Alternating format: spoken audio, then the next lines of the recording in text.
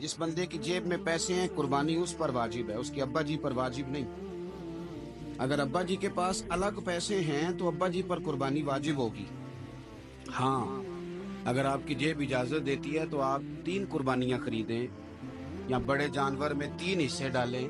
तो अब आप 2 वालदैन की हो गई, एक आपकी अपनी हो गई, लेकिन जब तक आप पर वाजिब कुर्बानी आप नहीं देते तब तक वालदैन की कुर्बानी देना दुरुस्त नहीं है, क्योंकि ये दीन में वाजिब है। जो नमाज आप पे फर्ज है वो आपने पढ़नी है, और जो अब्बा जी पे फर्ज है वो अब्बा जी ने पढ़नी है। इस मसले को भी जरूर ज़हन नशीन करें। उससे अगली बात जो और ज्यादा जरूरी है उसका जरूर ख्याल फरमाएं। हिस्से डाले जाते हैं कुर्बानी के हिस्से, तो 6 हिस्से हो गए, अब 7वां हिस्सा मिल नहीं रहा, तो एक तगड़े से बंदे के पास जाके मालदार से कहा कि चौधरी साहब हिस्सा डाल ले, एक हिस्सा कम है।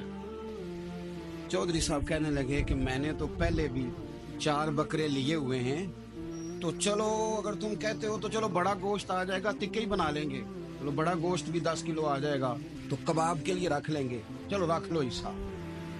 अब 6 बंदों की नियत कुर्बानी की, 7वें की गोश्त की, उसकी नियत कुर्बानी की, पिछले 6 की भी कुर्बानी नहीं होगी, वो भी गए काम से। आप इस बात को समझें कि कुर्बानी का मतलब यह है कि खालिस अल्लाह की रज़ा के लिए मखसूस वक्त में मखसूस जानवर ज़िबा करना।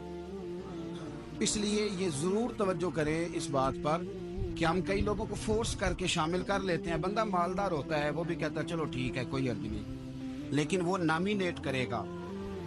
अगर उसने अपनी कुर्बानी रख लिया तो फिर वो बताएगा ये कुर्बानी किसकी है, वालदैन की है, किसकी है।